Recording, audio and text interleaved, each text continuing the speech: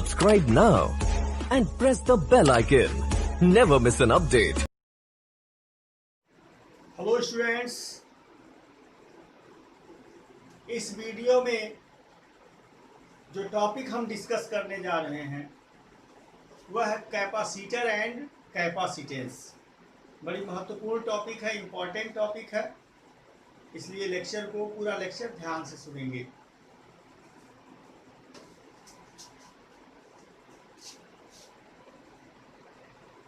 Capacitor and capacitance.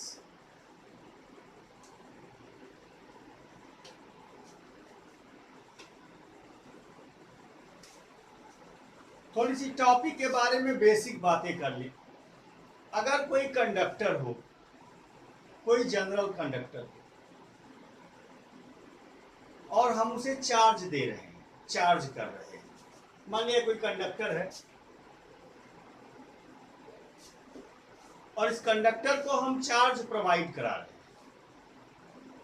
तो किसी भी कंडक्टर को एक साथ ज्यादा चार्जेस नहीं दिए जा सकते। चार्जेस जब भी दिए जाते हैं या जाएंगे एक कंडक्टर से दूसरे कंडक्टर में या कहीं से किसी कंडक्टर में, जब चार्ज जाएगा तो बिट टू बिट जाता है, मीन्स एक एक करके जाता है।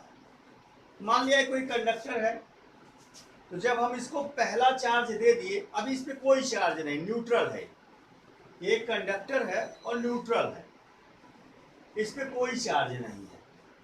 तो जब हम इसे पहला चार्ज भेजेंगे, फर्स्ट चार्ज जब हम इसको देंगे Q या Q1, किसी अमाउंट का चार्ज हम इसको दिए Q, तो ज्यों ही यह चार्ज इस बॉडी पर आएगा तुरंत ही इस पर स्प्रेड हो जाएगा, रहेगा। अब जब दूसरा चार्ज देंगे हम, सेकेंड चार्ज जब इसमें एंटर कराएंगे, तो ये उसे रिपेल करेगा, उस पर फोर्स लगाएगा। चलो भाई, मैंने सेकेंड चार्ज भी इसको दे दिया। अब सेकेंड चार्ज उसमें एंटर कराने के बाद जब हम थर्ड चार्ज देंगे, तीसरा चार्ज उस बॉडी को देंगे, इस बॉडी को, तो ये दोनों मिलके उसे रिपेल करेंगे। फिर जब हम चौथा चार्ज उसे देंगे, तो अगर 3 चार्ज हो गया, तो ये तीनों मिलके चौथे चार्ज को रिपेल करेंगे। मान लिया चौथा चार्ज भी आ गया। इस तरह से जैसे जैसे चार्ज का अमाउंट बढ़ता जाएगा, रिपल्सन बढ़ता जाएगा। रिपल्सन बढ़ने का मतलब क्या है, इसका अर्थ क्या है? रिपल्सन बढ़ जाएगा, इसका अर्थ क्या है कि जो पोटेंशियल है किसका, इस कंडक्टर का जिसे चार्ज दे रहे हैं, वो पोटेंशियल इंक्रीज होता जाएगा। चार्ज को अट्रैक्ट या रिपेल करने की शक्ति इसकी बढ़ती चली जाएगी। यानी फर्दर चार्जेस को भेजने में अब सुगमता से फर्दर चार्जेस को ये एक्सेप्ट नहीं करेगा यह कंडक्टर। लेकिन आप और चार्ज इस पे भेजना चाहते हैं तो कैसे भेजेंगे, इस पर चार्ज कैसे बढ़ाएंगे? उस पर चार्ज के अमाउंट को आप बढ़ाना चाहते हैं, क्या करेंगे आप? जरा देखिए। अब अगर हम कोई ऐसा जुगाड़ लगा दे कि इस कंडक्टर का पोटेंशियल डिक्रीज हो जाए, गिर जाए, तो इस पे और चार्ज हम भेज देंगे। लेकिन सबसे पहले तो हम इलेक्ट्रिकल कैपेसिटेंस की बात करेंगे। कैपेसिटेंस क्या होगी?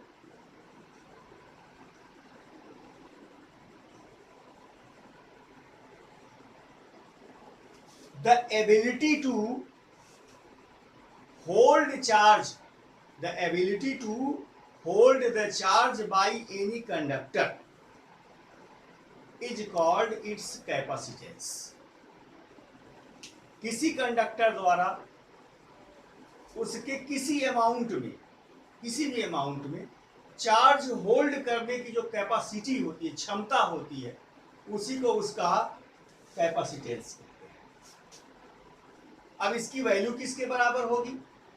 अब यहां से आपने देखा क्या कि जैसे जैसे आप चार्ज बढ़ाते जा रहे हैं वैसे वैसे पोटेंशियल की वैल्यू क्या होती जा रही है? बढ़ती जा रही है। यानी जो गिवन चार्जेज हैं वह पोटेंशियल के डायरेक्ट प्रोपोर्शन में हो गए। You can say the given capacitance क्या हो गया? The ability to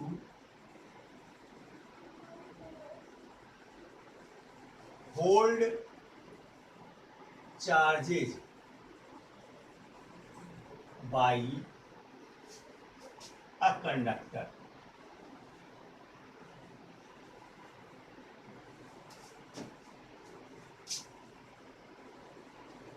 Let q coulomb charge, since the charge given to a conductor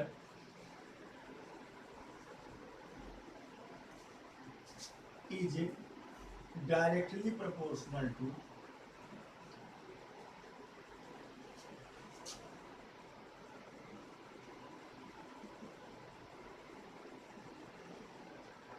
potential arise on conductor. The charge given to any conductor is directly proportional to potential arise on conductor. So, Q is proportional to V.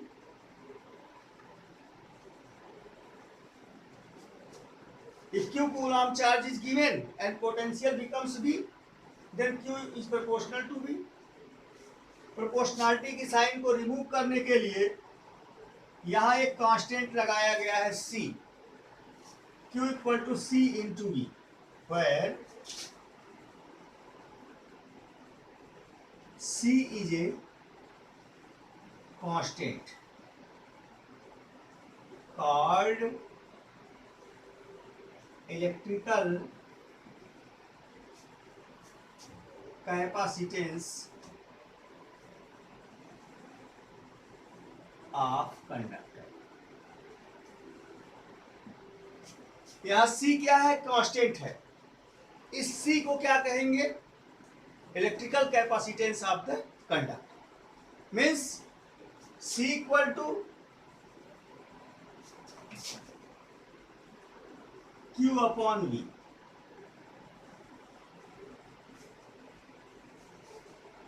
C equal to Q upon V.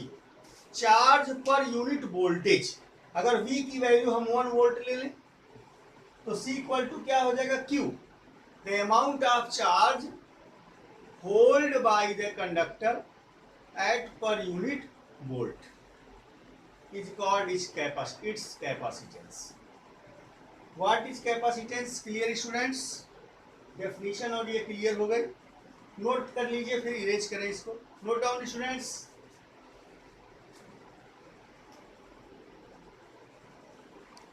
Erase करें.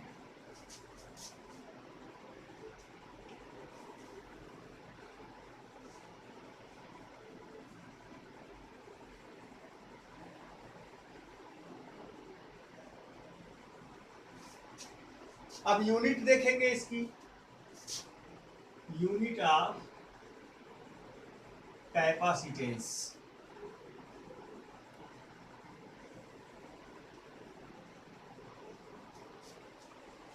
अब charge की unit coulomb होती है और potential की unit volt होती है. तो द एसआई यूनिट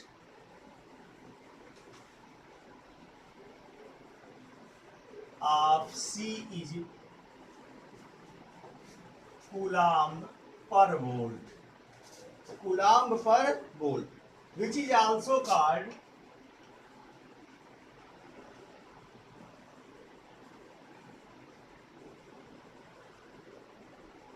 फैरेड. इसी को फैरेड भी कहते हैं. कूलाम पर वोल्ट को क्या कहते हैं? फैरेड, या से डिनोट करते हैं। साइंटिस्ट माइकल फैराडे के ऑनर में इसका नाम रखा गया है फैरेड। तो कैपेसिटेंस क्या है? The ratio of charge given to the voltage arised. इसकी यूनिट क्या है? कूलाम पर वोल्ट, जिसे और क्या कहते हैं? फैरेड कहते हैं। चीजें क्लियर हो गई? अदर यूनिट्स भी हैं, स्मॉलर यूनिट्स। डायमेंशनल फार्मूला देख लीजिए।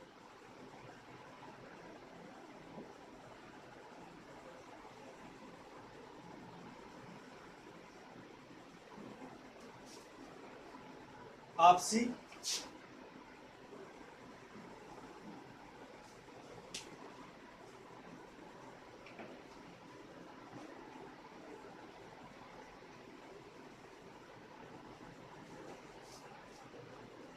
Equal to Q upon B.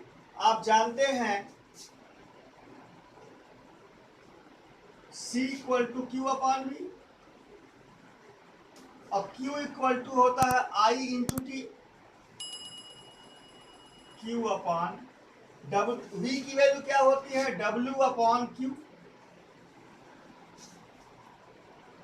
Q को ऊपर ले जाएंगे तो Q स्क्वायर अपॉन W, और Q equal to I into T. Charge equal to current into time.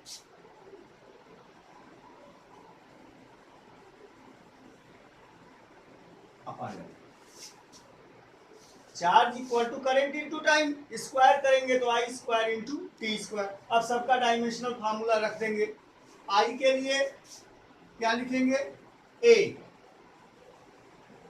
Square, और कैपिटल टी के लिए कैपिटल टी, और वर्क डन के लिए क्या लिखते हैं? ml square T to the power minus 2। ये वर्क डन का डायमेंशनल फार्मूला है। सब अरेंज करेंगे, ऊपर ले जाएंगे तो क्या बनेगा? m पे पावर -1 यल स्क्वायर, यल पे पावर -2 ऊपर जाएगा, ए स्क्वायर, और टी पे पावर -2 पावर ऊपर जाएगा तो +3 पावर हो जाएगा।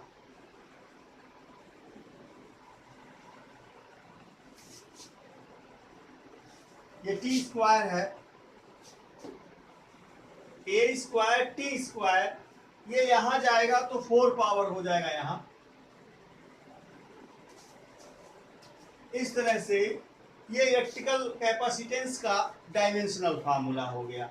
ये फार्मूला है और ये डायमेंशनल फार्मूला है। m पे -1 L to the power -2 A square T to the power 4। Clear students? अब कुछ अदर यूनिट्स इसके लिख देंगे, other smaller units. Other smaller units,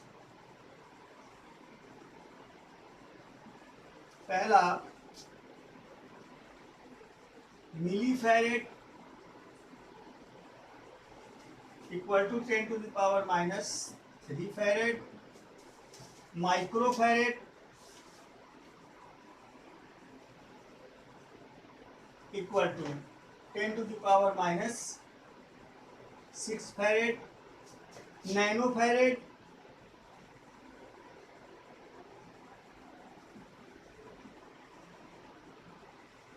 pico farad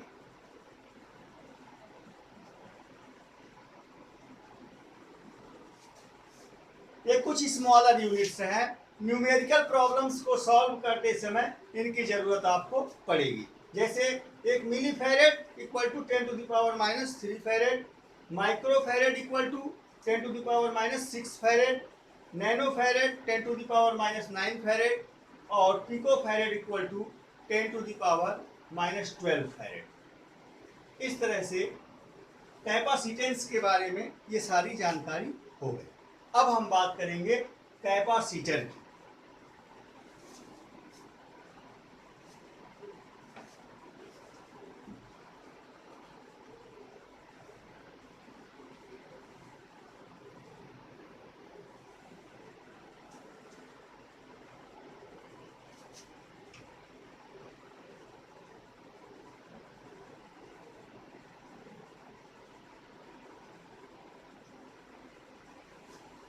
अभी आपने देखा कि अगर किसी सिंगल शेप और साइज, किसी शेप और साइज का सिंगल कोई कंडक्टर हो तो उस पर एक निश्चित अमाउंट में ही चार्ज दिया जा सकता है, उससे ज्यादा चार्ज उसे नहीं दिया जा सकता।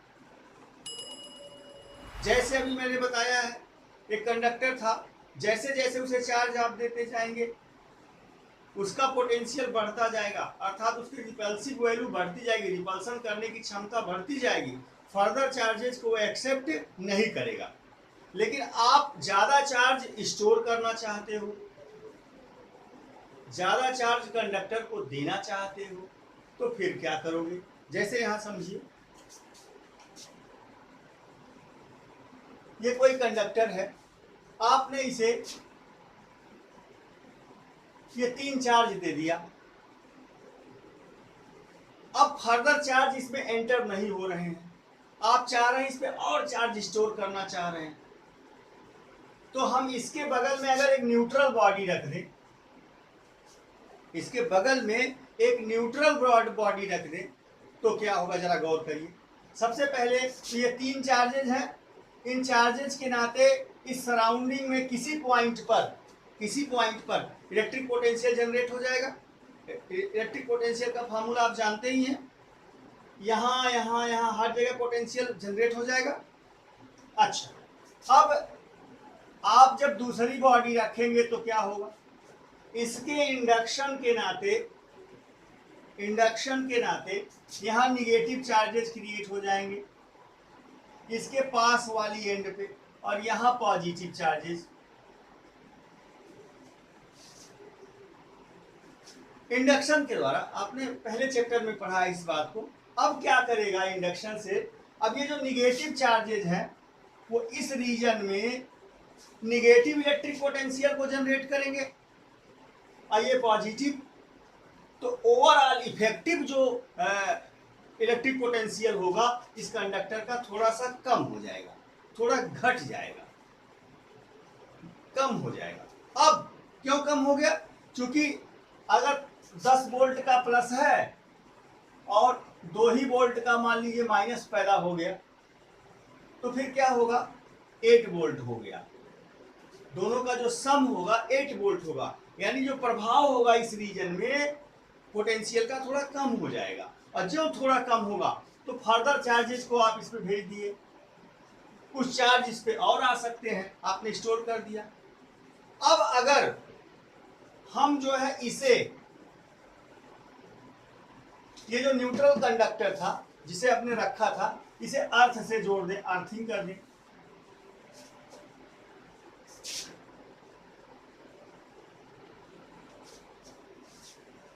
तो आप जानते हैं कि पृथ्वी एक ह्यूज कंडक्टर जैसा बिहेव करती है, तो फ्री इलेक्ट्रॉन्स पृथ्वी से निकल के जाएंगे और इस सरफेस, यहां से इलेक्ट्रॉन्स जाएंगे,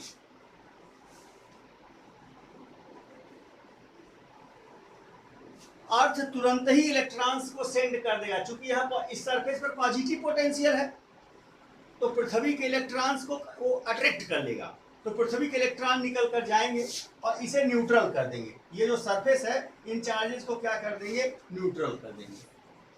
अब केवल ये निगेटिव चार्जेस बचे। अभी तक तो यहाँ पॉजिटिव चार्ज था, तो वह इस कंडक्टर के पॉजिटिव चार्ज को सपोर्ट कर रहा था, लेकिन अब इसके खत्म होने से अब इस केवल निगेटिव चार्जेस सब इफेक्ट में आ गए, सारे निगेटिव चार्जेस इफेक्ट में आ गए, इसके नाते इसका पोटेंशियल और कम हो जाएगा थोड़ा सा, फिर चार्ज इसमें आप स्टोर कर सकते हैं।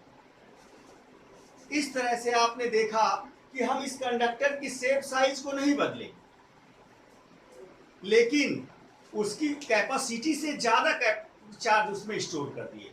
अगर अकेला होता, वो आइसोलेटेड होता, तो जितना चार्ज वो होल्ड कर रहा था उसकी कंपेयर में ज्यादा सा चार्ज उस पर हमने क्या करा लिया? होल्ड करा लिया। And this is the principle of capacitor. A pair of two bodies, एक चार्ज और एक उसके निकट में रखे हुए, उसके नियर बाई रखे हुए एक न्यूट्रल बॉडी, यानी एक चार्ज बॉडी और एक न्यूट्रल बॉडी के कॉम्बिनेशन को कैपेसिटर कहते हैं। उसके कॉम्बिनेशन को क्या कहेंगे?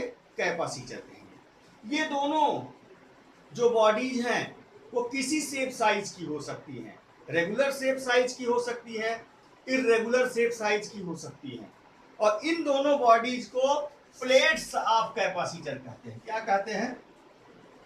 Plates of capacitor.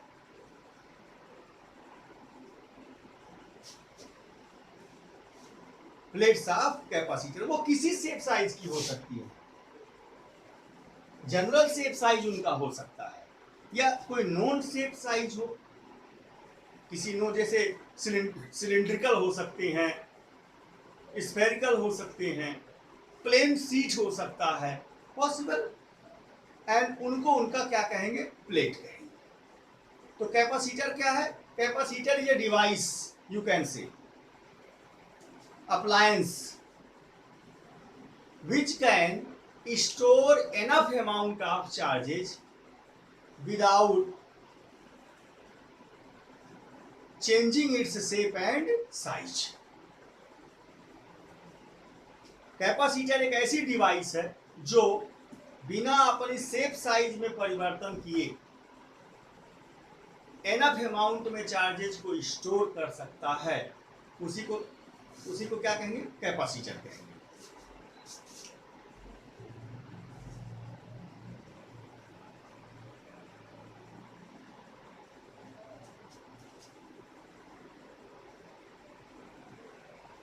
A pair of or a device, a conductor,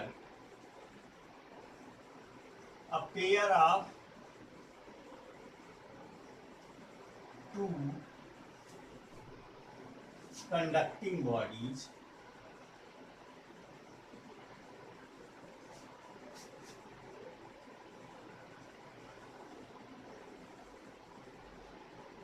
one charged and other neutral, which can store enough amount of charge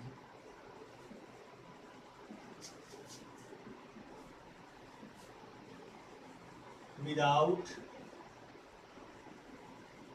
changing its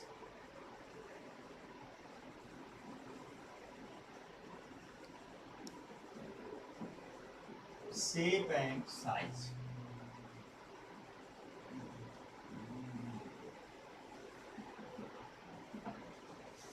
A pair of two conducting bodies, one charged and other neutral, which can store enough amount of charge without changing its shape and size is called capacitor. उसी को क्या कहते हैं? Capacitor कहते हैं। And the both bodies are called plates of the capacitor.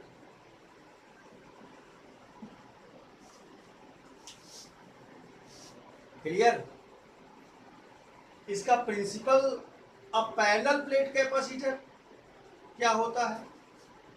Generally ये हो गया। इसका सिंबल देख लीजिए पहले। सिंबल क्या है?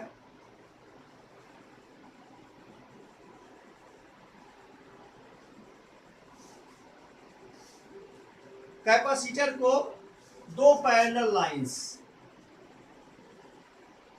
इस तरह से एक दूसरे के पैरेलल और लेंथ में इक्वल, ये लाइन छोटी बड़ी ना हो। अगर छोटी बड़ी होंगी तो सेल हो जाएगा। ये दोनों की लंबाई इक्वल हो, दोनों लाइंस की, दोनों पैरेलल और लंबाई इक्वल, लेंथ इक्वल, इन दो लाइंस के द्वारा this is the symbol of capacitor. ये कैपेसिटर का सिंबल है। अगर कांस्टेंट कैपेसिटेंस है तब, अगर कैपेसिटेंस वेरी कर रहा है